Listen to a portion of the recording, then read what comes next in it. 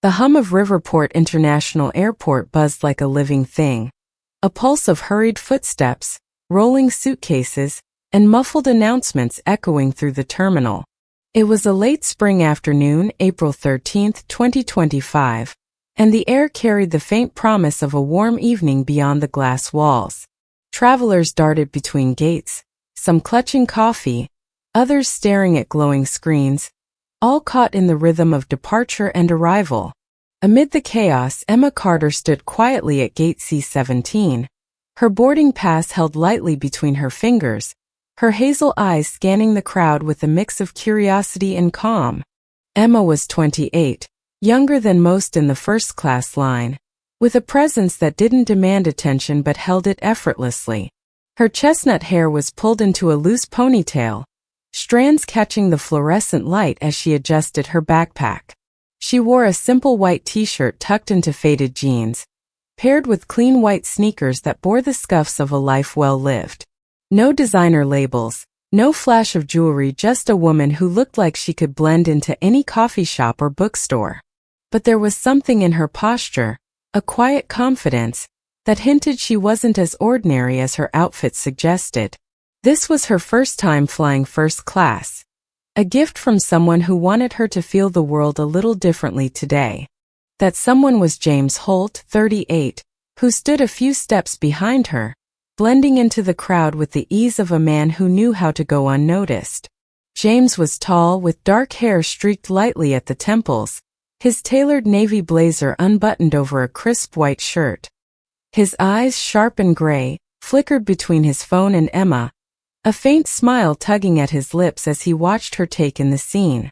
To the untrained eye, he was just another businessman, wealthy, perhaps, but unremarkable. To those who knew better, James Holt was a name whispered in boardrooms, a majority shareholder in Billionaire Airlines, the kind of man who could shift an industry with a single call. Today, though, he wasn't here to make waves. He was here for Emma, to see her smile when she sank into that oversized first-class seat for the first time. Emma didn't know the full weight of James's influence, not really. She knew he was successful, that his work took him across continents, that his quiet intensity made people listen when he spoke. But she loved him for the way he listened to her, the way he'd sit across from her at a diner, nodding as she rambled about her latest project, or how he'd leave voicemails just to say he missed her laugh. The ticket was his idea, a surprise after she'd landed a big freelance design contract. "You deserve to feel on top of the world," he'd said, handing her the boarding pass with a grin. She'd laughed, called him ridiculous, but now, standing at the gate, she felt a flutter of excitement she hadn't expected. The boarding call crackled over the speaker. "Ladies and gentlemen, Billionaire Airlines Flight 717 to Seattle is now boarding first-class passengers." Emma glanced at her past 3A window seat and took a deep breath.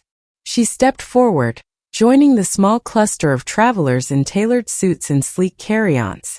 They moved with the ease of people who'd done this 100 times, their chatter light, their glances fleeting. Emma felt their eyes on her, brief but sharp, as if measuring whether she belonged. She brushed it off, focusing on the jet bridge ahead, its cool metal walls leading her toward something new. Inside the aircraft, the first-class cabin was a world apart from the cramped economy rows she was used to. The seats were wide, upholstered in soft gray leather, each with its own polished tray table and glowing touchscreen. A faint scent of citrus lingered in the air, courtesy of the crew's meticulous prep. Emma found 3A and slid her backpack under the seat, settling in with a small smile. The window framed a slice of tarmac, planes taxiing in the distance, and she let herself imagine what it'd be like to fly like this more often, not just today, but as part of a life she was only beginning to dream about. Behind her in 4B, James took his seat without fanfare. He'd insisted on sitting apart, not wanting to hover, letting Emma have her moment. He opened a newspaper, but his attention stayed on her, the way she traced the edge of the armrest, the way her shoulders relaxed as she leaned toward the window. He'd seen her face down tight deadlines and skeptical clients with that same quiet strength, But there was something special about watching her now, unguarded, soaking in a luxury she'd earned in her own way. The cabin began to fill. A man in a pinstripe suit claimed 2C, muttering into his earpiece. An older woman with pearl earrings settled into 1A, her silk scarf draped elegantly over the seat. They all moved with the certainty of people who belonged here, who'd paid for the privilege of space and silence. Emma felt their glances again, a little longer this time, but she kept her eyes on the window, her fingers brushing the edge of her phone. A text from James lit up the screen. "Enjoy it, Em. Text me when you land. Love you." She typed back quickly. "Already obsessed with this seat. Your trouble." She smiled, tucking the phone away, unaware that trouble was closer than she thought. At the front of the cabin, Sarah Brooks stood poised in her Navy Velum Airlines uniform, her blonde hair pinned neatly beneath her cap.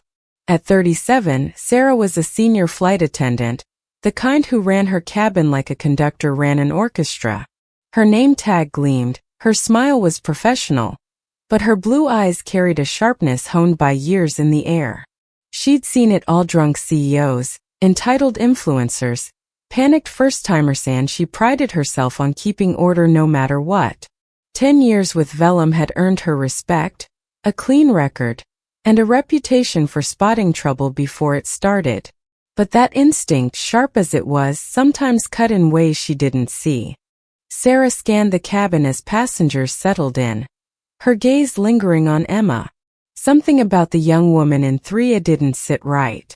The casual clothes, the lack of polish, the way she fidgeted slightly with the seat control set didn't match the profile of Sarah's usual first-class crowd. She'd seen people sneak into wrong seats before, fishing for an upgrade, and her gut told her Emma was out of place. She didn't know James was watching from 4B. His newspaper lowered just enough to catch the shift in Sarah's posture. She didn't know that her next move would unravel everything she'd built. Sarah stepped forward, her heels clicking softly on the carpeted aisle, her smile fixed but thin. "Excuse me, miss," she said, voice smooth but edged with authority. "I'll need to see your boarding pass." Emma turned, her expression calm but curious, and reached for her pass. The moment hung in the air, heavy with a tension neither woman fully understood, yet a spark that would ignite a fire no one saw coming. The first-class cabin of Velum Airlines Flight 717 was a cocoon of hushed luxury, where the clink of champagne glasses and the soft rustle of cashmere blankets drowned out the distant clamor of economy boarding. The late afternoon light streamed through the oval windows, casting golden streaks across the polished wood paneling. Emma Carter sat in 3A, her fingers tracing the smooth edge of her boarding pass, still tingling with the novelty of a seat that felt more like a throne than an airplane chair. She just tucked her phone away after texting James, her lips curving at the thought of his quiet insistence that she deserved this. But the calm she'd settled into was about to shatter.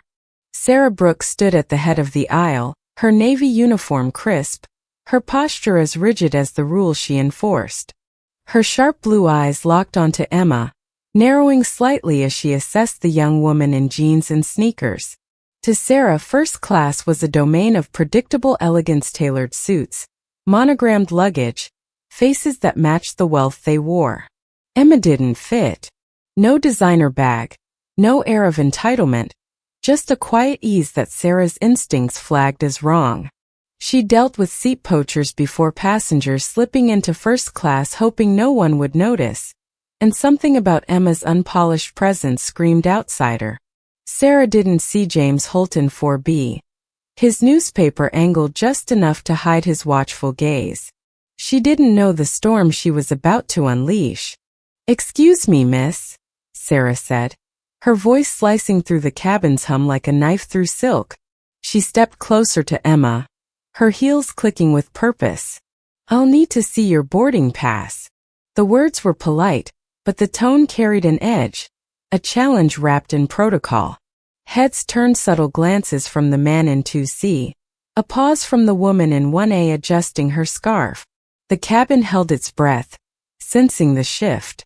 Emma looked up, her hazel eyes meeting Sarah's without flinching. She was surprised but not rattled, her years of navigating skeptical clients as a freelance designer giving her a steady core. "Sure," she said, her voice calm, almost curious.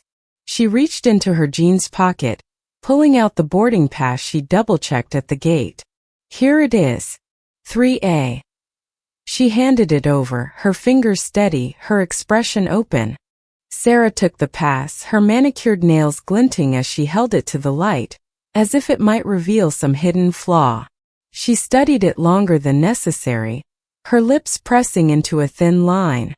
The pass was Realgate stamped, barcode intact, but it didn't change the itch in her gut. This girl, with her casual clothes and unguarded smile, didn't belong in Sarah's carefully ordered world.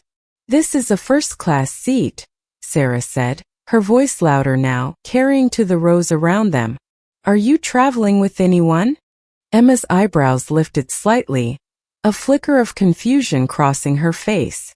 "No, I'm alone," she said, keeping her tone even. "Is there a problem with my ticket?" The question was polite, but it held a quiet strength, a refusal to shrink under Sarah's stare. Sarah let out a sharp breath through her nose, her smile tightening into something that wasn't a smile at all. "I just need to verify," she said, her words clipped. She glanced at the pass again, then back at Emma, her eyes scanning her like a security wand. "This doesn't add up. First class isn't it's not for everyone." The last word slipped out, sharper than she'd meant, and a murmur rippled through the cabin. The man in 2C shifted uncomfortably, his earpiece forgotten. The woman in 1A turned her head, pretending to adjust her seatbelt. Emma's jaw tightened, but her voice stayed steady. "I'm not sure what you mean," she said. "The ticket's valid. I boarded with the first-class group. Can you check the system?" Her words were a lifeline, an invitation to de-escalate, but Sarah wasn't listening. She was already spiraling, her years of authority clashing with the unease of being questioned. "Stand up, please," Sarah said, her voice rising, cutting through the cabin like a whip. "Step out of the seat. We'll sort this out." She crossed her arms, her stance wide, as if bracing for resistance. The air grew thick, every passenger now openly watching, their silence louder than any whisper. Emma didn't move.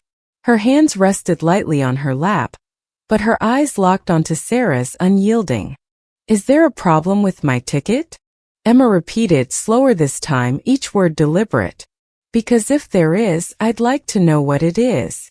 Her tone wasn't defiant, but it carried a weight that made Sarah's confidence flicker.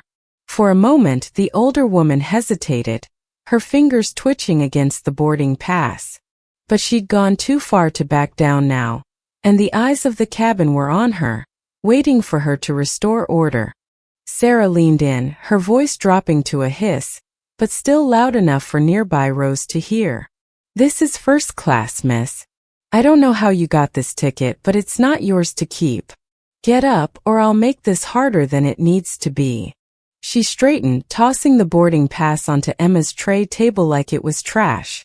The paper skidded, catching the edge of the touchscreen, and the sound was deafening in the quiet. Emma's breath caught, her fingers curling slightly as she stared at the crumpled pass. The insult wasn't just in Sarah's words, it was in the way she dismissed her, reduced her to an inconvenience in front of strangers. She felt the weight of every gaze, the man in 2C now openly staring, the woman in 1A no longer pretending to look away. But Emma didn't flinch.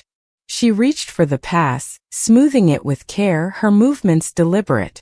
"I'm not moving," she said, her voice low but clear. "Not until you check my ticket properly." Sarah's face flushed, a mix of anger and disbelief. No one had ever pushed back like this, not in her cabin, not on her watch. She stepped closer, her shadow falling over Emma's seat. "You're causing a scene," she snapped. "Last chance. Stand up or I'll call security." The threat hung heavy, a line drawn in the sand, and the cabin seemed to lean in, waiting for Emma's next move. In 4B, James Holt lowered his newspaper completely, his gray eyes cold as steel. He'd watched every second Sarah's sharp tone, Emma's measured responses, the boarding pass tossed like a gauntlet. His fingers tightened around his phone, but he didn't move yet. He knew Emma could handle this moment, knew she didn't need him to step in. But he also knew Sarah was digging a hole she couldn't climb out of, and he was already calculating the fallout. He typed a single message to his legal team. Flight 717. Let attendant issue. Stand by. Emma met Sarah's glare, her heart pounding but her face calm. Call security if you need to, she said, her voice steady as stone. But I'm not leaving this seat until you verify my ticket. It's that simple. The words landed like a challenge, not loud, not angry, but unshakable. A woman in 2A gasped softly, her hand covering her mouth. The man in 2C pulled out his phone, his thumb hovering over the record button, sensing something bigger was unfolding. Sarah froze, caught off guard by Emma's resolve. For a split second, doubt flickered in her eyes. Had she misread this? But her pride surged, drowning it out. She snatched the boarding pass back, her movements jerky, and held it up like evidence. Fine, she said, her voice trembling with barely contained rage. We'll see about this. She turned on her heel, storming toward the galley, but not before tossing a final barb over her shoulder. You don't fool me. The cabin exhaled, a collective release of tension, but the air still crackled with unease. Emma sat back, her hands folded in her lap, her cheekbones sharp in the golden light. She felt the sting of Sarah's words, the weight of being singled out, but she refused to let it show. She glanced at the window, the tarmac blurring slightly as her mind raced. This wasn't about a seat, Anna Marie, it was about being seen, about being believed. And she wasn't going to let Sarah erase her. In the galley, Sarah gripped the counter, her knuckles white, the boarding pass crumpled in her hand. She muttered to herself, replaying Emma's calm defiance, the way those hazel eyes hadn't wavered. She'd meant to assert control, to protect the cabin's order. But now she felt exposed, like she'd stepped into a spotlight she couldn't escape. She didn't know Emma's ticket was valid, didn't know James Holt was already moving pieces behind the scenes. All she knew was the fire in her chest, the need to prove she was right. And that fire was about to burn hotter than she could handle. The first-class cabin of Flight 717 was no longer a sanctuary of quiet luxury. The air buzzed with a tension so thick it seemed to press against the curved walls, muffling the hum of the engines warming up outside. Passengers sat rigid, their eyes darting between their tray tables and the unfolding drama in 3A, where Emma Carter remained seated, her posture calm but her hazel eyes burning with resolve. The crumpled boarding pass lay on her tray table, a silent accusation, its edges catching the fading sunlight through the window. Sarah Brooks had just stormed off to the galley, her heels snapping like gunfire, but the echo of her words, "You don't fool me," still hung in the cabin, sharp and raw. Emma's hands rested lightly in her lap, but her heart pounded, each beat a reminder of the line she'd drawn. She wasn't just defending a seat, she was defending her right to be here, to be seen as more than Sarah's snap judgment. The weight of the cabin stairs pressed on her, the man in 2C clutching his phone, the woman in 1A frozen with her scarf half-draped, the young couple in 2A whispering behind their hands. No one spoke up, but their silence screamed louder than words, a chorus of hesitation that made Emma's chest tighten. She glanced at the boarding pass, smoothing it again, her fingers steady despite the storm inside her. She wouldn't move. Not now, not ever. In 4B, James Holt sat motionless, his newspaper discarded, his gray eyes locked on the empty aisle where Sarah had disappeared. His jaw was set, a muscle twitching faintly as he processed what he'd just witnessed: Sarah's venom, Emma's defiance, the cabin's complicity. He'd seen Emma face down challenges before, her quiet strength disarming even the toughest critics, but this was different. This was public, personal, a deliberate attempt to erase her. His phone vibrated in his hand, A reply from his legal team. On it. Board notified. Awaiting your instructions. He didn't respond yet. He wanted to give Emma this moment to let her stand tall, but his patience was thinning, and Sarah was about to cross a line she couldn't uncross. In the galley, Sarah leaned against the stainless steel counter, her breath shallow, her knuckles white as she gripped the edge.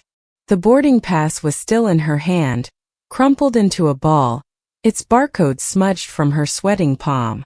Her mind raced, replaying Emma's calm refusal, those unflinching eyes that seemed to see right through her. Sarah had run this cabin for a decade, handled every kind of passenger with precision, but this girl, this nobody had dared to challenge her in front of everyone. It wasn't just about the ticket anymore, it was about control, about proving she was right. She muttered to herself, she's bluffing. She has to be. But doubt gnawed at her, a tiny voice she shoved down with a surge of anger. Another flight attendant, a younger woman named Monica, peeked into the galley, her expression cautious. Sarah, everything okay? We're almost done boarding.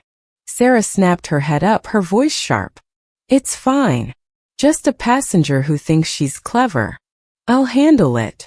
Monica hesitated, sensing the edge in Sarah's tone, but nodded and slipped back to her duties. Sarah straightened, smoothing her uniform, forcing her face into a mask of authority. She wouldn't let this girl humiliate her. Not today. She marched back to the cabin, her steps heavier now, her smile gone. The passengers sensed the shift, their whispers fading as Sarah reappeared. A storm cloud in navy blue. She stopped at Emma's seat, her shadow falling over the tray table, and crossed her arms. I told you to move, she said, her voice low but laced with venom. You're delaying this flight, and I'm done asking nicely.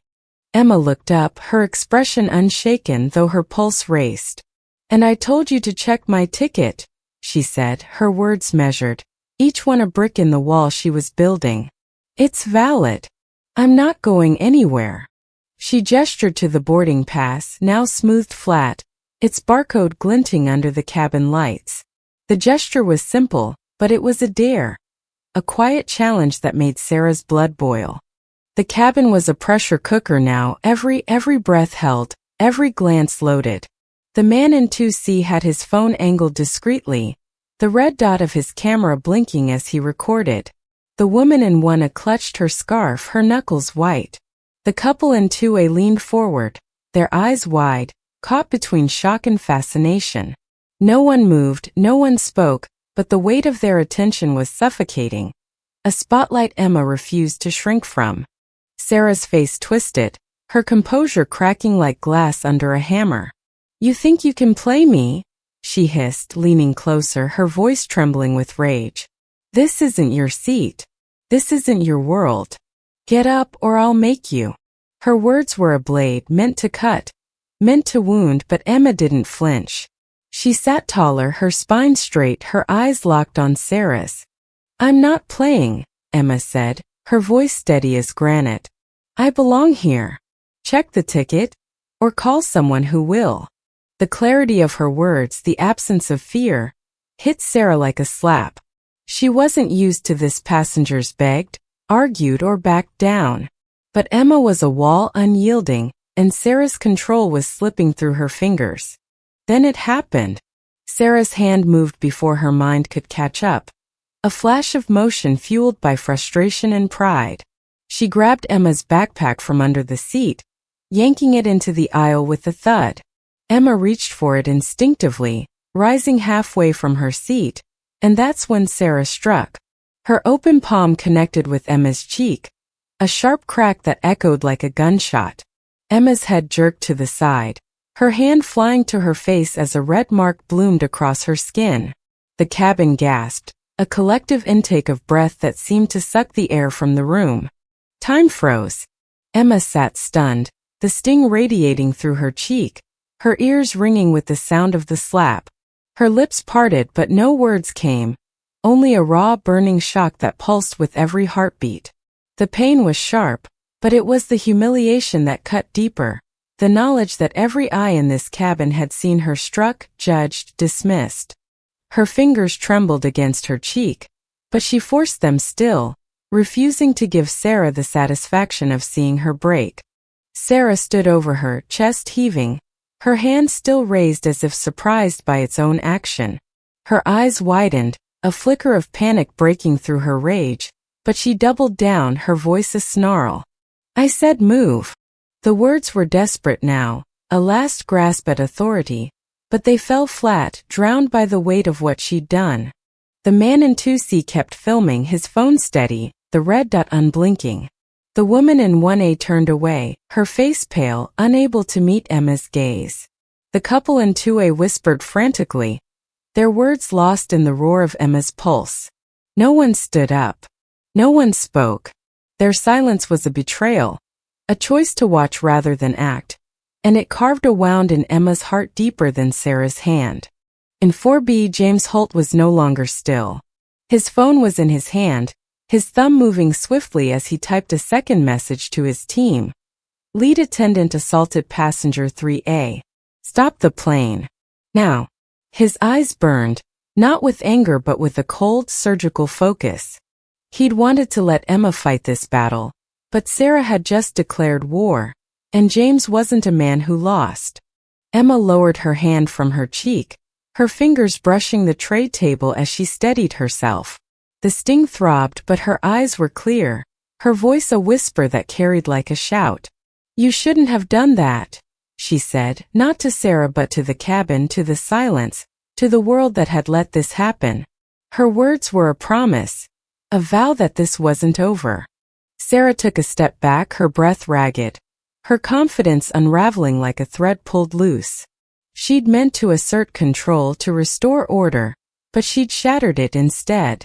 The boarding pass lay in the aisle, crumpled beside Emma's backpack, a relic of her mistake. She didn't know James was already dismantling her world, didn't know the video was capturing every second.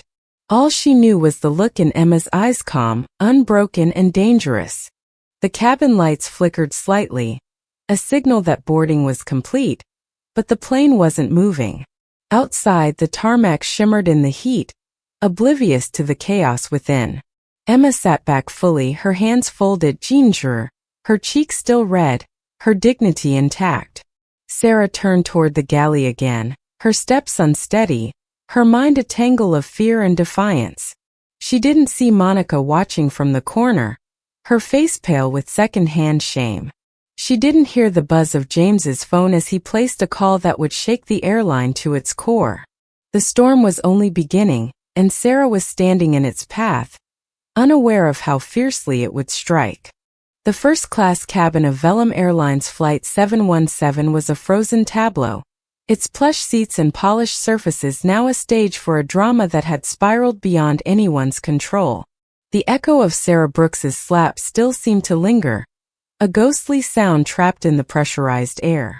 Emma Carter sat in 3A, her cheek burning red, her hazel eyes fixed on the crumpled boarding pass in the aisle, its edges curling like a leaf in a fire. She hadn't moved, hadn't cried, hadn't raised her voice, but her silence was a force, radiating a dignity that made the cabin's collective inaction feel like a weight too heavy to bear.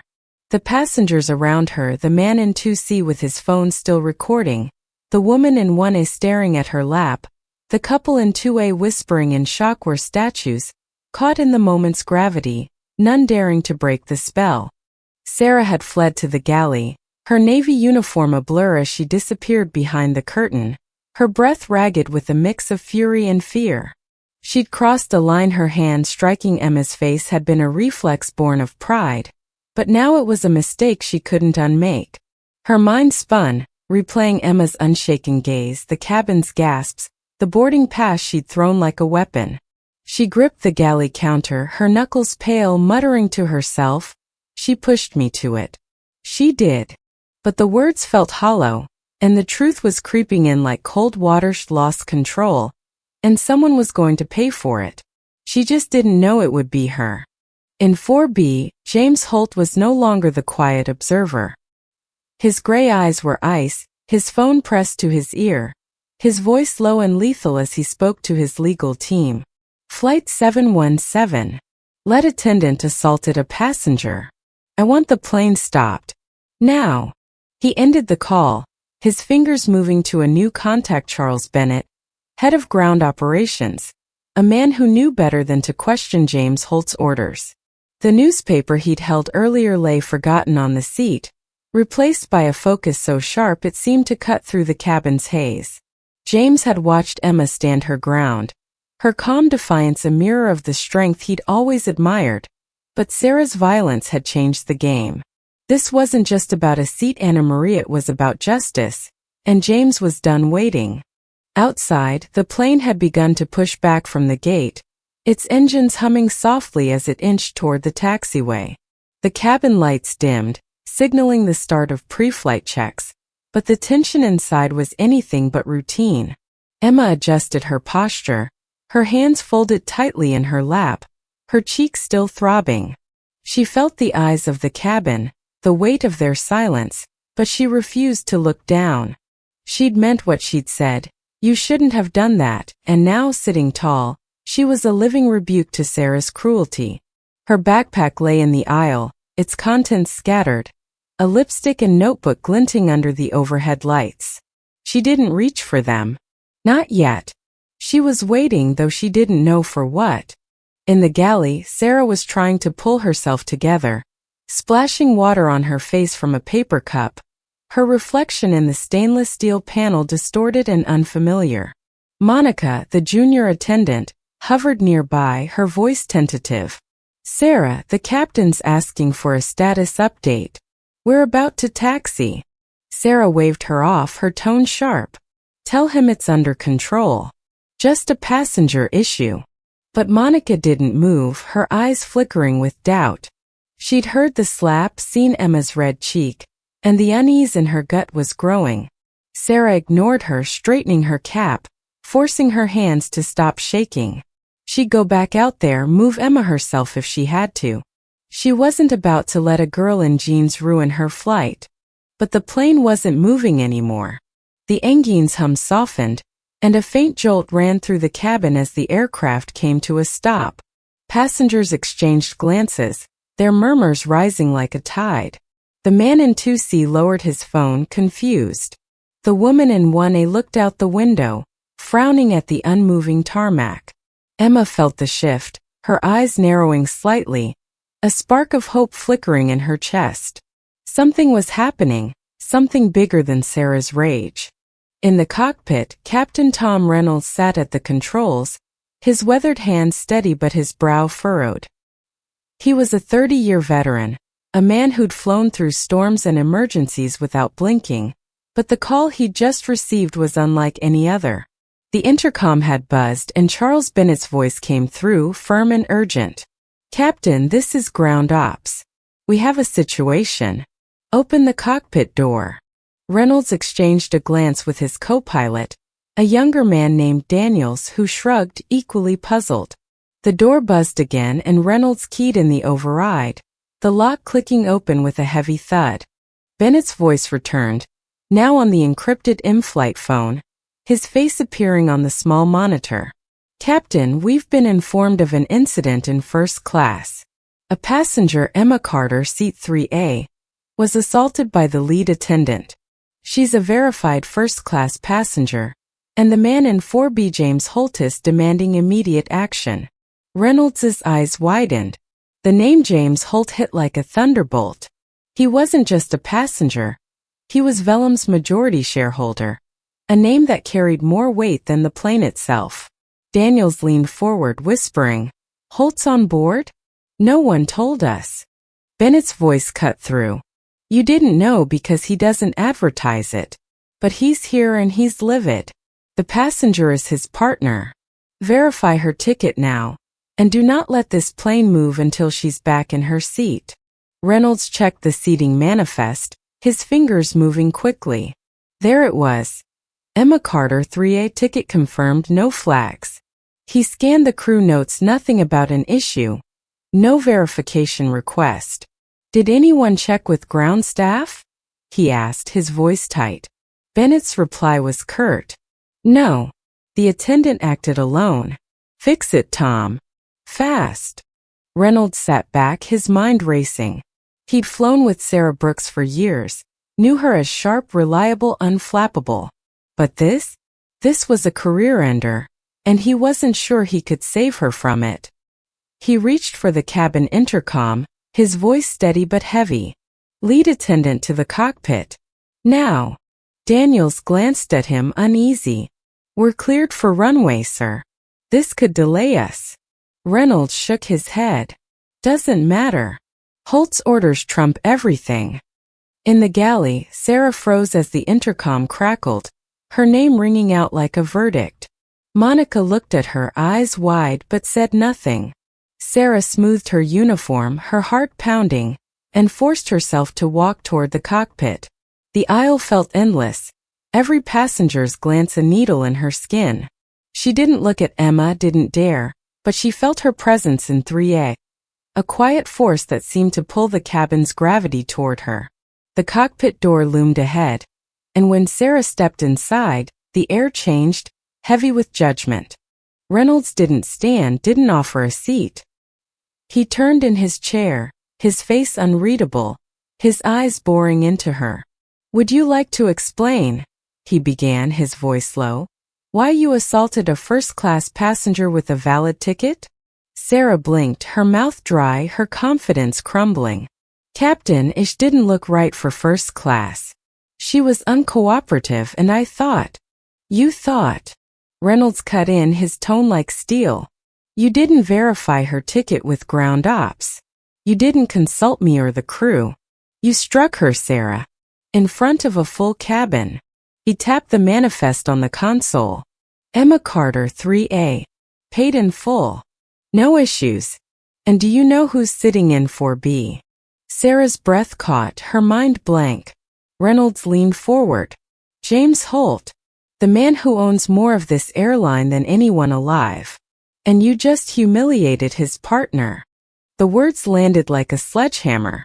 Sarah's legs wavered, her face paling as the reality sank in. I didn't know, she whispered, her voice breaking. That's the problem, Reynolds said. You didn't ask. You assumed. He stood, his height filling the small space. You're going to walk out there, return Miss Carter's belongings, and escort her back to her seat. You'll apologize, clearly, respectfully. And when we land, you're reporting to the board. Understood. Sarah nodded, her lips trembling, but no words came. She turned, the cockpit door clicking shut behind her like a cell locking. The aisle stretched before her, a gauntlet of eyes and whispers, and at its end was Emma, still seated, still unbroken. Sarah's hand shook as she picked up Emma's backpack, the lipstick and notebook now symbols of her shame. She stepped toward 3A, every movement heavy, her pride in tatters. Emma looked up as Sarah approached, her cheeks still red, her expression calm but piercing. The cabin watched, the man in 2C's phone still rolling, the woman in 1A finally meeting Emma's gaze. Sarah held out the backpack, her voice barely audible. Miss Carter, there's been a mistake. Please return to your seat. Emma didn't take the bag immediately. She tilted her head, her voice soft but sharp. A mistake? You mean when you hit me? The question hung unanswered as Sarah's face flushed with shame. She didn't know James's call had stopped the plane. Didn't know the video was about to ignite a firestorm. All she knew was the weight of Emma's stare, and it was heavier than anything she'd ever carried. The first-class cabin of Velum Airlines Flight 717 was a crucible, its air thick with the aftershocks of a moment that had fractured the illusion of luxury. The plane sat motionless on the tarmac, its engines idling like a held breath, the cabin lights casting stark shadows across the faces of passengers who no longer pretended to be disinterested. Emma Carter sat in 3A, her cheeks still flushed from Sarah Brooks's slap, her hazel eyes steady as she held the backpack Sarah had just returned. The scattered lipstick and notebook were back inside, but the boarding pass remained on her tray table, smoothed flat, a quiet testament to her refusal to be erased. Her words a mistake? You mean when you hit me? hung in the air, sharp and unanswered. A challenge that pinned Sarah to the spot like a spotlight. Sarah stood frozen in the aisle, her navy uniform creased, her hands trembling as she clutched the strap of Emma's backpack. The weight of Emma's question was a physical thing, pressing against her chest, stripping away the authority she'd worn like armor for a decade. Her blonde hair, once pinned perfectly, now clung to her damp forehead, and her blue eyes darted, searching for an escape that didn't exist. The cockpit confrontation with Captain Reynolds had shaken her. James Holt's name, his power, the board's looming judgment, but Emma's calm defiance was worse. It was personal, a mirror reflecting every choice Sarah had made in that moment of rage. And now the cabin was watching, waiting for her to break. The passengers were no longer silent. The man in 2C, a tech executive named Greg with slicked back hair and a Rolex, lowered his phone, the video he'd recorded still running, its red at a silent witness. His eyes narrowed, his voice cutting through the tension. "That's your apology," he said, loud enough for the rows around him to hear. "You slapped her in front of us and you call it a mistake?" His tone was sharp, laced with the indignation of someone who'd been jolted out of complacency. Heads turned, murmur swelling like a tide. The woman in 1A, Eleanor, a retired professor with pearl earrings, finally looked up from her scarf, her face tight with guilt. "I saw everything," she said, her voice trembling but firm. "You didn't even check her ticket properly. How dare you stand there acting like this is her fault?" Her words were a spark, igniting the cabin's pent-up unease. The young couple in 2A, Mia and Ethan, leaned forward, their phones now out, thumbs hovering over screens. Mia's voice was quieter but no less fierce. "I've got the whole thing recorded too," she said, holding up her device. "This is going viral unless you make this right." The cabin erupted into a low roar of agreement, voices overlapping, each one a crack in the wall of silence that had shielded Sarah's actions. A businessman in 3C muttered, "Unacceptable." A mother in 4A hissed, "You can't treat people like that." The sound was chaotic, a chorus of outrage that fed on itself, growing louder, bolder. Emma sat still, her hands folded, her expression unreadable, but her presence was the eye of the storm, pulling every accusation toward her quiet strength. Sarah's face burned, her breath coming in shallow gasps. She'd faced angry passengers before, drunk CEOs, entitled influencers, but this was different. This was a mob, fueled by a wrong they'd all witnessed, a wrong they'd let happen until Emma's resolve forced them to see it. She opened her mouth to speak, to regain control, but her voice cracked. "To him following orders," she stammered, gesturing weakly toward the cockpit. "I've returned her bag. She's in her seat. What more do you want?" "What more?" Greg in 2C stood now, his phone still in hand, his voice booming. "You assaulted her. You threw her stuff, humiliated her, and now you're acting like it's no big deal? Apologize properly or this video's hitting Twitter before we take off." He held up the screen, the frozen image of Sarah's raised hand mid-slap glaring back at her. The threat was real, and Sarah felt it like a noose tightening. Social media was a guillotine in 2025, and she knew one viral clip could end her career faster than any board meeting. Emma watched, her cheeks still stinging, her heart a tangle of emotions, anger, exhaustion, but also a strange clarity. She didn't want this circus, didn't want to be the center of their outrage, but she understood its power.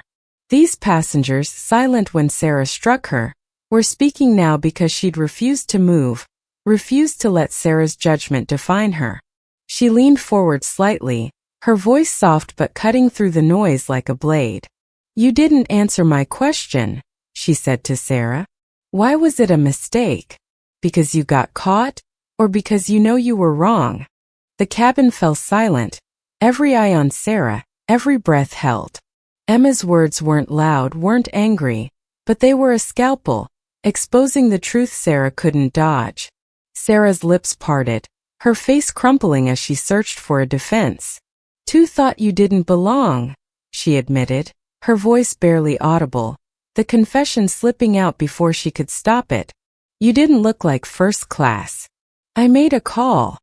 You made a call, Emma repeated, her tone even, her eyes unblinking. You looked at my clothes, my age, and decided I wasn't worth checking. You didn't just make a call, Sarah. You made it personal. The use of Sarah's name, read from her tag, was deliberate. A reminder that this wasn't just about a uniform, it was about a person who'd chosen to harm another. The cabin leaned in, the weight of Emma's words sinking deep. Sarah's shoulders sagged, her hands dropping to her sides. She wanted to argue, to say she'd been protecting the cabin, the airline, the order she'd spent a decade upholding. But the truth was glaring back at her. Emma's red cheek, the scattered backpack, the video that could ruin her. She glanced at the galley, hoping Monica would step in, but Monica was frozen near the curtain, her face pale, her silence another betrayal. Sarah was alone, and the cabin was her jury. Greg stepped into the aisle, his phone still raised. We're waiting, he said, his voice hard. Apologize or this goes live. Right now. Mia nodded, her own video ready, her thumb poised over the share button. Eleanor in one stood, her voice steady now. You owe her more than words. You owe her respect. The chorus grew, passengers nodding, some clapping, their voices a rising tide that drowned Sarah's defenses. In 4B, James Holt watched, his gray eyes calm but piercing. He hadn't moved, hadn't spoken, but his presence was a shadow over the scene. His phone buzzed with updates from his team, ground ops confirming Emma's ticket, the board scrambling to contain the fallout, but he ignored it. This was Emma's moment, and he wanted her to have it. He knew the video was already spreading, knew Sarah's fate was sealed, but he also knew Emma's strength was rewriting the story, turning a slap into a reckoning. Sarah took a shaky breath, her eyes dropping to the floor, then forcing themselves up to meet Emma's. Miss Carter, she began, her voice trembling. I'm sorry. I shouldn't have hit you. I was wrong to question your ticket, to assume you didn't belong. It was my mistake and I apologize. The words were stilted, rehearsed, but they were audible, carrying to every corner of the cabin. She paused, waiting for Emma to respond, but Emma didn't. Emma tilted her head, her expression unchanged, her voice low. You didn't question my ticket, she said. You questioned me. Why was I the only one you singled out? Why not him? She nodded toward Greg in 2C. Or her. She glanced at Eleanor in 1A. What made me different? The questions were a trap, and Sarah walked right into it. Her silence an admission she couldn't escape. The cabin roared again, Greg clapping slowly, Mia muttering. Exactly. Eleanor's eyes shone with something like pride.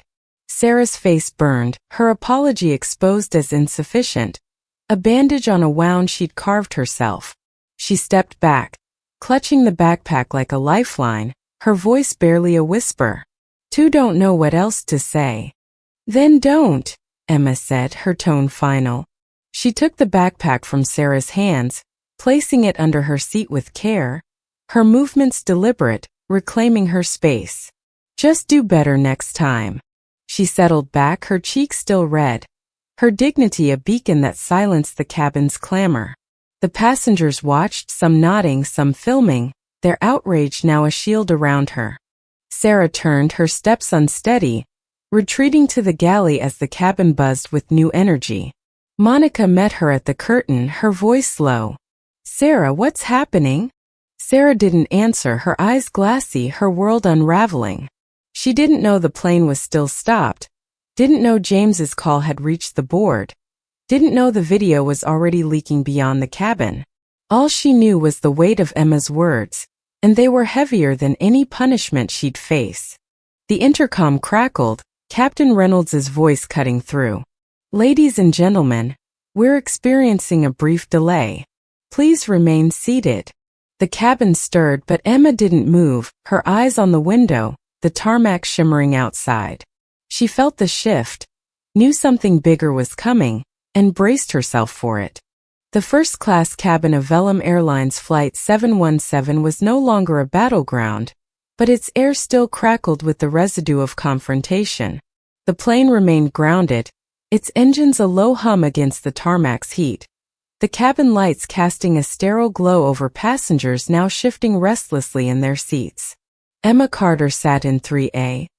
Her cheeks' redness fading but the sting of Sarah Brooks's slap lingering in her memory.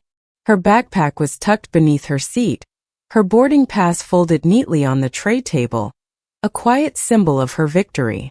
She leaned toward the window, the city skyline blurring through a haze of clouds, her hazel eyes steady but tired. The cabin's outburst passengers' voices rising, videos flashing had subsided, but Emma felt their weight, a collective awakening sparked by her refusal to break. Sarah was gone, vanished behind the galley curtain after her forced apology, her navy uniform a ghost in the aisle.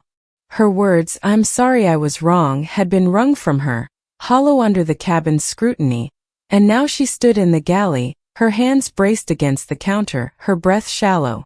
The mirror above the sink showed a stranger eyes red, hair slipping from its pins, the confidence of a decade's service shattered.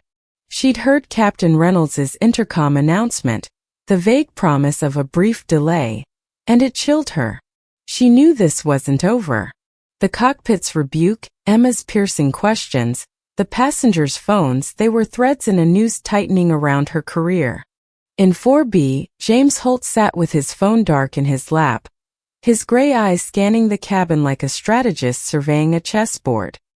He'd stayed silent during the passengers' uproar, letting Emma's strength carry the moment, but his mind was already 3 moves ahead. His calls had stopped the plane, alerted the board, and set a chain reaction in motion. A new message buzzed from his legal team. Board convening emergency session. Ground security dispatched. Awaiting your directive. James didn't reply yet. He glanced at Emma, her profile sharp against the window, and felt a surge of pride. She'd turned Sarah's cruelty into a catalyst, and he was going to make sure it changed more than one flight. The cabin stirred as the intercom crackled again. Captain Reynolds's voice steady but heavy. "Ladies and gentlemen, we apologize for the delay. We're resolving an internal matter, and we'll be underway shortly. Thank you for your patience." The words were neutral, but they landed like a gavel, signaling something final.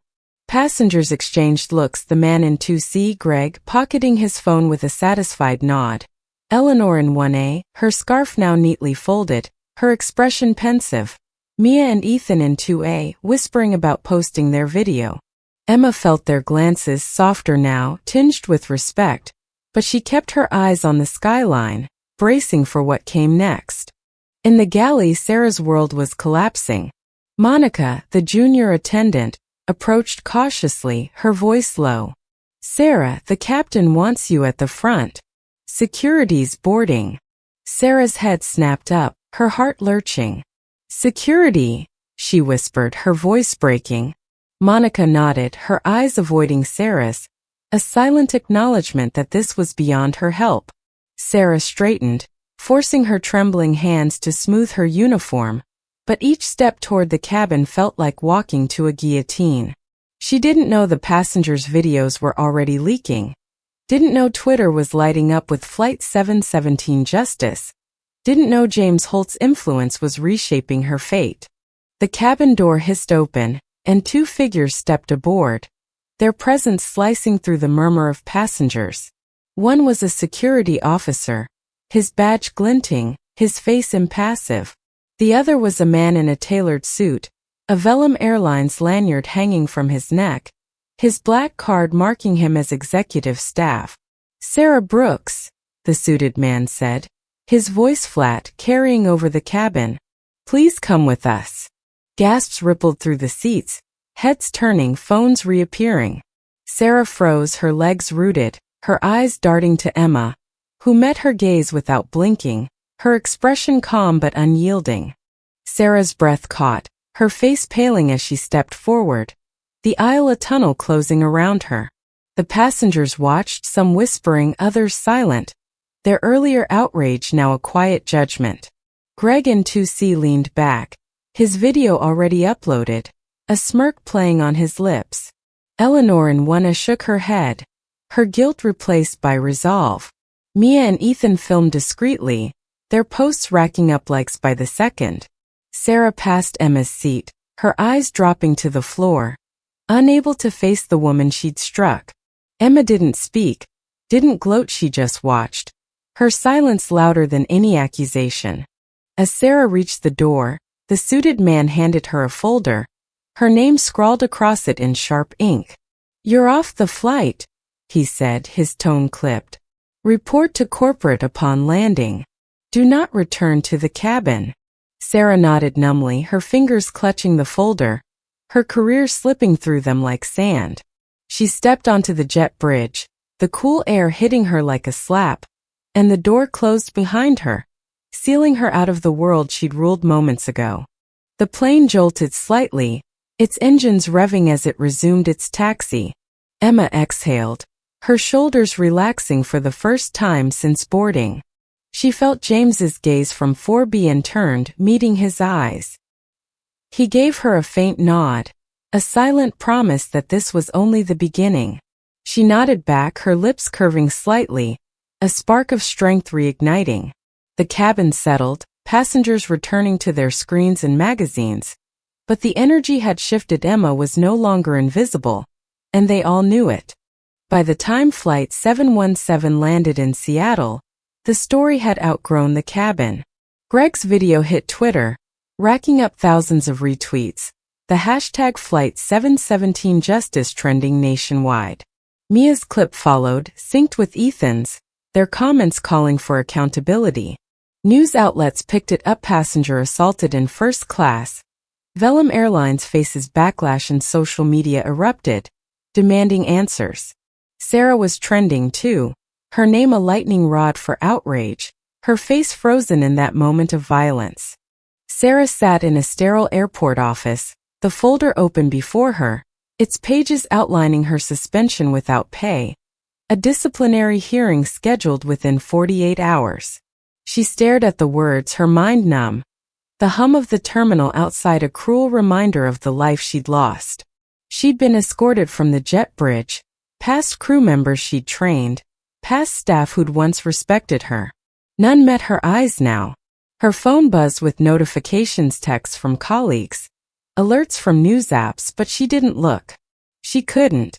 The reality was too heavy. 10 years of service undone in seconds. Across the city, James Holt was already moving.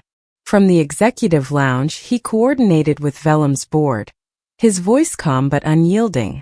"This isn't just about one attendant," he told the CEO over a secure line. "It's about a system that let her think she could act without consequences. I want policy changes now." His demands were precise. Real-time ticket verification, mandatory bias training, a passenger reporting app. The board scrambled, knowing James's influence could sink their stock if ignored. Emma, meanwhile, received an email as she exited the plane, her steps steady beside James. It was from Velum's VP of Guest Experience, a formal apology with an offer to meet. "Your dignity has reminded us of our responsibility," it read. Emma locked her phone, her expression thoughtful. She didn't want apology, she wanted change. In the lounge, she turned to James, her voice quiet but firm. "They'll try to smooth this over," she said. "Don't let them." James smiled faintly, his eyes warm with pride. "They won't," he said. "You've already made sure of that." He showed her his phone, a draft policy titled Passenger Integrity Initiative, its pages filled with reforms inspired by her stand. Emma nodded, a weight lifting, sensing the ripple effect of her silence. The story spread faster than the plane's flight path. By morning, Velum issued a statement, acknowledging the incident and promising a review. Sarah's hearing loomed, her record now a case study in failure. But the real change was quieter, seated in Emma's refusal to move, in James's calculated pressure, in the passengers' belated voices. The airline wasn't just fixing a mistake, it was rebuilding a foundation. One Emma had forced them to see. The Seattle skyline glittered beyond the airport's glass walls, a mosaic of lights against the dusk of April 13, 2025. But inside the terminal, the world felt smaller, colder. Sarah Brooks sat alone in a fluorescent-lit office, her Navy Velum Airlines uniform replaced by a plain gray sweater and slacks, her name tag gone, her career hanging by a thread. The folder from her escort lay unopened on the table, its pages detailing her suspension, a disciplinary hearing, and a future she couldn't face. Her phone was off, silenced against the flood of notifications, colleagues' texts, news alerts, the relentless churn of Flight 717 justice. She stared at her hands, once steady as she poured champagne at 35,000 feet, now trembling with the weight of her own choices. She'd slapped Emma Carter, humiliated her, and now the world knew. Across the city, Emma sat in Velum's executive lounge, her backpack at her feet, her cheek no longer red but the memory of Sarah's hand still vivid. She sipped a coffee, her hazel eyes scanning an email from the airline's VPA, polished apology, an invitation to consult on reforms. James Holt stood nearby, his phone pressed to his ear, coordinating with the board to ensure those reforms stuck. Emma felt the shift, the way her silence on that plane had become a voice louder than she'd imagined. She wasn't just a passenger anymore. She was a force, and she intended to use it. The plane had landed hours ago, but its ripples were only beginning. Sarah's removal from Flight 717 had sparked a firestorm, videos from Greg, Mia, and Ethan spreading across Twitter, TikTok, and news feeds, each frame of Sarah's raised hand fueling outrage. Blogs dissected her actions, pundits debated airline culture, and Velum's stock dipped under the scrutiny. Sarah's hearing was set for 2 days later, but the verdict felt sealed. She'd been a model attendant for a decade, but one moment had redefined her, and she couldn't outrun it. Sarah stood, forcing herself to move, to leave the office before it swallowed her whole. The terminal was a blur of faces, crew members she'd once trained, gate agents who'd shared her coffee breaks, none meeting her eyes. She walked past a newsstand, a headline screaming flight attendant suspended after assault, and felt her stomach lurch. She boarded a shuttle to a hotel, her duffel bag heavy with the uniform she might never wear again. In her room, she sank onto the bed, the silence deafening, broken only by the hum of the air conditioner. She opened her laptop, hesitated, then searched her name. The results were a gut punch: clips, comments, calls for her firing. She closed it, her breath ragged, and whispered to herself, "What have I done?" The question lingered, unanswered until morning. A new email arrived, not from corporate but from Velum's internal culture division.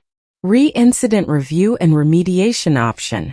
It wasn't a summons to the hearing but an offer. Attend a passenger-focused retraining program, speak about her actions, or resign quietly. Sarah stared at the screen, her pride warring with something deeper: guilt, maybe, or a need to understand why she'd snapped. Resigning was easier, a clean escape, but it felt like running, like letting Emma's final words, "Do better next time," win without a fight. She typed a reply, her fingers slow. "I'll attend." She hit send, not knowing if it was courage or desperation. 2 weeks later, Sarah stood outside a glass building in downtown Seattle, its sleek lines a far cry from the cramped cabins she knew. Her hair was loose, her face bare of makeup, her confidence stripped to its bones. The retraining summit was Velum's response to the scandal, a mandatory program for senior crew, designed to rewrite how they saw passengers. Sarah signed in, her name a whisper among the staff, their nods polite but guarded. She took a seat in a small conference room, one of 8 attendants, all veterans like her, their faces a mix of skepticism and shame. The air was heavy, not with judgment but with the weight of being seen anew. The trainer, a woman with a calm voice, introduced the first speaker, Emma Carter. Sarah's breath caught, her hands clenching in her lap as Emma stepped to the front. She wore a simple blouse and jeans, no notes, no slides, just herself, 28, unpolished, powerful. The room shifted, every eye on her, every ear waiting. Sarah wanted to look away, but she couldn't. Emma's presence was a reminder of that moment in 3 The slap, the silence, the truth she tried to bury. "I'm not here to shame you," Emma began, her voice clear, steady, cutting through the room's tension like sunlight through fog. "I'm here because one of you looked at me and decided I didn't belong." She paused, her hazel eyes sweeping the room, lingering nowhere but feeling like they saw everything. "You're trained to manage chaos, enforce safety, keep order. That's good. But somewhere along the way you forgot your instincts aren't always right. Your authority can wound, and your assumptions can become someone else's pain." Sarah's throat tightened, her pulse hammering. Emma's words weren't loud, but they were precise, each one a needle piercing the armor Sarah had built. She remembered the moment, Emma's jeans, her quiet ease, the itch in her gut that said wrong. She'd acted on it, hadn't questioned it, and now she sat here, exposed by the woman she'd tried to erase. Emma continued, her voice softening but no less firm. "I sat in 3A because I earned it. I was removed because someone didn't think I looked the part." She didn't say it out loud, but she didn't have to. Assumptions don't need words, they act. She stepped forward, her hands loose at her sides. "When I was hit, I didn't scream. I didn't record. I stayed silent. And that silence made everyone see what they'd ignored. It wasn't my anger that changed things, it was my choice to stay." The room was still, the other attendants frozen, their notebooks untouched. Sarah felt tears prick her eyes, not from sadness but from recognition. Emma wasn't accusing her, she was dissecting her, laying bare the instinct that had driven her hand. Sarah thought of the passenger's silence, her own crew's hesitation, the way she justified it all as order. Emma's voice pulled her back. "The next time you look at someone and feel that itch, ask yourself, who taught you to feel that way? Because if you don't, you'll hurt someone else. And they might not have the strength to stay seated." Emma stepped back, her words lingering like a pulse. The trainer thanked her, but no one clapped, the silence was too heavy, too honest. Emma left the room, her steps light, her presence a quiet command. Sarah sat, her hands shaking, her mind a storm of regret and clarity. She'd come expecting lectures, policies, checkboxes. Instead, she'd faced a mirror, and it showed her someone she didn't recognize. The summit continued, workshops, role plays, discussions, but Sarah's focus stayed on Emma's words. She volunteered for extra sessions, not for credit but for answers. She listened to passengers share stories, misjudgments, slights, moments they'd been made to feel small.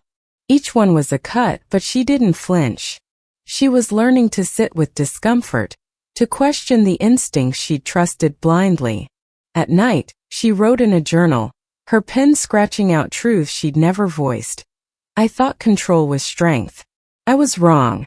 It was fear." Weeks later, Sarah returned to the program as a trainee. No rank, no title, just a name on a list.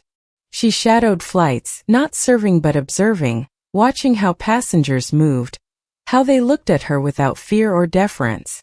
She saw families, students, executives, each one a person, not a profile. She thought of Emma every time, her calm in 3A, her refusal to shrink. Sarah wasn't fixed, wasn't redeemed, but she was changing step by step, her pride giving way to something humbler, something real. One evening, she drafted an email, her fingers hesitating over the keys. To Emma Carter. Subject: "Thank you." She wrote slowly, her words raw, "I was wrong. Not just for what I did, but for what I believed. Your silence showed me what I couldn't see. I'm learning and I hope one day I can prove it." She hit send, her heart pounding, not expecting a reply but needing to speak. Emma read it in Vellum's headquarters, where she now consulted on the Passenger Integrity Initiative. She sat in a glass-walled office, James across from her, his policy draft spread out, each page shaped by her stand. She didn't smile, didn't cry, she nodded. a quiet acknowledgement that Sarah was trying. She turned to James, her voice steady. "She's starting to see," she said. "That's something." James leaned back, his gray eyes warm. "You made her see," he said. "And you're making them all see." He gestured to the drafts, to the airline changing around them. Emma looked out at the skyline, the city alive below, and felt the weight of her own power not to punish, but to rebuild. The golden glow of an October sunrise bathed the tarmac of Riverport International Airport, its warmth seeping through the glass walls of the terminal where travelers moved like currents in a river. 6 months had passed since the storm of Flight 717, and Velum Airlines was no longer the same. The headlines had faded. Flight 717 Justice now a footnote in aviation blogs, but the changes lingered, woven into the fabric of every boarding call, every crew briefing. On October 13, 2025, Flight 404 to Chicago prepared to lift off, its first-class cabin a quiet testament to a new era, one shaped by a single woman's refusal to leave her seat. Emma Carter stepped aboard, her backpack slung over one shoulder, her hazel eyes catching the soft light of the cabin. At 28, she was no longer just a passenger. She was a symbol, a consultant whose voice had rewritten Velum's rules. She wore a cream sweater and jeans, her chestnut hair loose, her presence understated but commanding. Her ticket read 2A window seat, a choice she'd made herself this time. No longer a gift but a right she claimed without hesitation. She settled in, the leather seat molding to her, the cabin's hum of familiar comfort. Outside, planes danced their slow ballet across the tarmac, and Emma felt a peace she hadn't known 6 months ago. The cabin was full but calm, passengers easing into their routines, laptops opening, headphones slipping on, the clink of glassware signaling the start of service. Emma traced the edge of her tray table, her fingers brushing a memory. The crumpled boarding pass, the red sting on her cheek, the silence of a cabin that had watched her be struck. That moment was distant now, softened by time and change, but it lived in her, a quiet fire that fueled everything she'd done since. She glanced at her phone, a message from James Holt glowing on the screen. "Safe flight, Em. Proud of you." She smiled, typing back, "Thanks. See you in Chicago." James wasn't on this flight. He was across the country, finalizing Velum's latest policy rollout, but his presence lingered in the reforms Emma had helped craft: the Passenger Integrity Initiative, a framework of respect-first practices, bias audits, and real-time reporting channels. Every attendant now verified tickets through a digital system. Every crew member trained in empathy sessions led by passengers like her. The industry had noticed other airlines adopted similar models, and Emma's name appeared in conference agendas, not as a victim but as a leader. She'd never sought the spotlight, but she'd learned to wield it, to ensure no one else felt the weight of a slap for simply existing.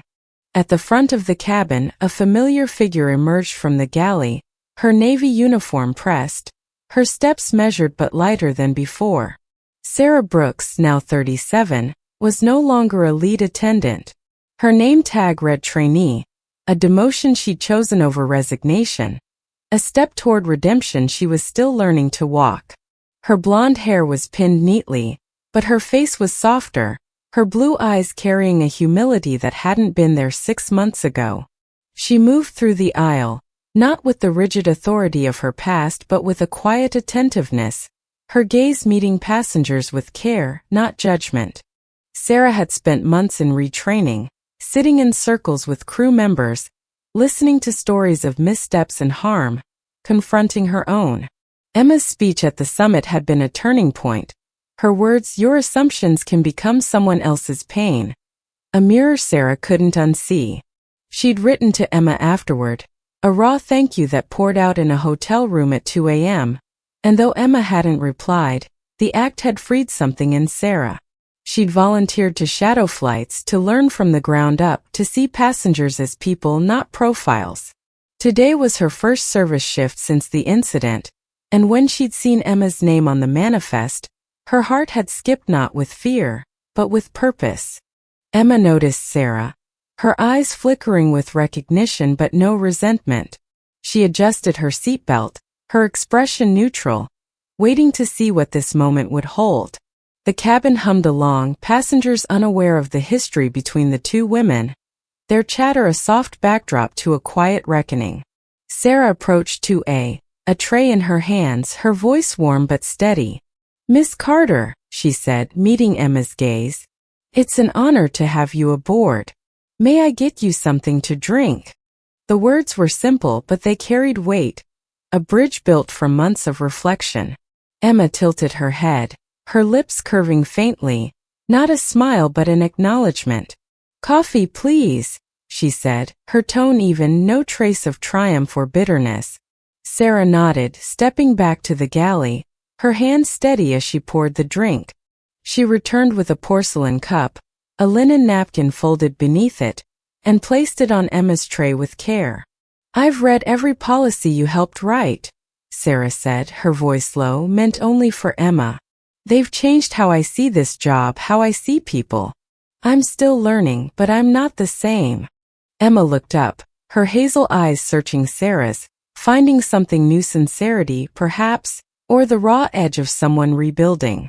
"Then it was worth it," she said, her words soft but final, a door closing on the past without locking it shut.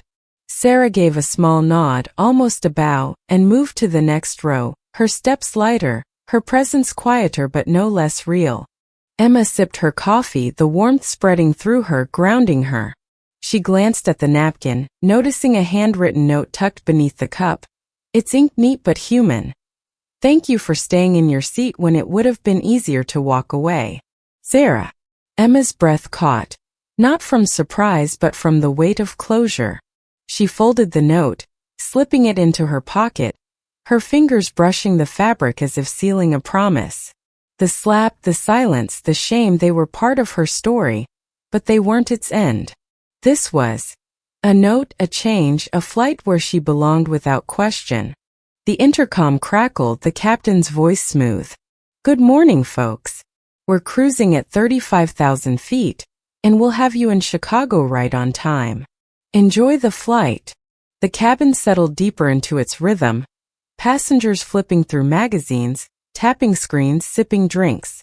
A young woman in 3A, nervous in her first-class seat, caught Emma's eye, her hands fidgeting with her phone. Emma leaned over, her voice gentle.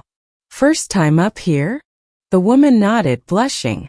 "You belong," Emma said, her smile warm, and the woman relaxed, her shoulders easing. Sarah watched from the galley, her tray empty, her heart full in a way it hadn't been before. She thought of Emma's note, of the summit, of the passengers she'd served today, each one a chance to do better. She wasn't whole, not yet, but she was moving, learning to carry her mistakes without letting them define her. The cabin felt different now, not hers to control but hers to understand, and that was enough. Emma looked out the window, the clouds below endless and soft, the horizon a promise of something vast.